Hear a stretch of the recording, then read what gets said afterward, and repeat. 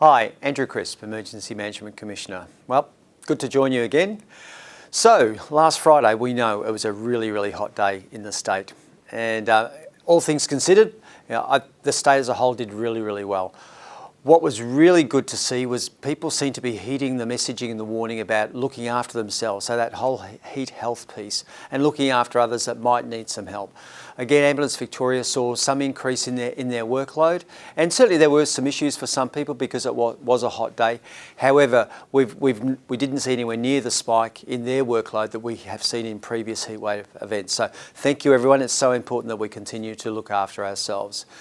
We did see fire, the Timbarra fire down in Gippsland that we already had as a result of lightning strikes. So it really took a run last Friday, but fortunately it pulled up just short of some communities that had been well engaged with, so there was a real plan about what they would do on that particular day. I had the opportunity to go down to Buchan to a community meeting during the week, and such a strong sense of community emergency services all working well together.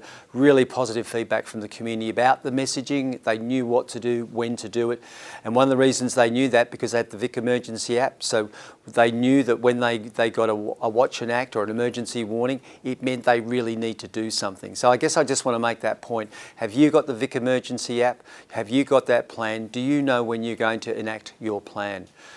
So we had that fire, but then we also, later in the evening, we had a number of lightning strikes, and that's created a number of going fires for us. Again, firefighters on the ground and in the air have been doing a great job. They've rounded up most of those. The fire that's causing us some concern at the moment, and that is a bit of a challenge, is in the Thomson water catchment area.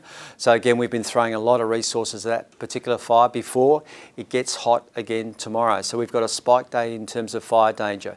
Interesting across the state tomorrow because really it's a tale of two states. So on the western side, so the Mallee, the Wimmera and the southwest, it's going to be dry and really hot. So, but then as you move across the east, there's more moisture, so we'll see possibly thunderstorms, even some flash flooding, maybe even hail to the east of the state. So an interesting dynamic for us tomorrow.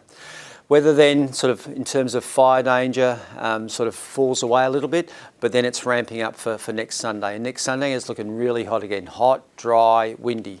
So again, it's that point about, have you got the app? If you're travelling, and we still, people will still be travelling at this time of the year, do you know how to access that good information to make good decisions? So it's the app. Do you know who the emergency broadcaster is? Again, there's opportunities. We've still got a lot of summer to go. Have you prepared your property? Have you developed your plan? So please focus on these things. Again, I can't finish without saying that it's still warm weather. People will still be going to the beach, inland waterways.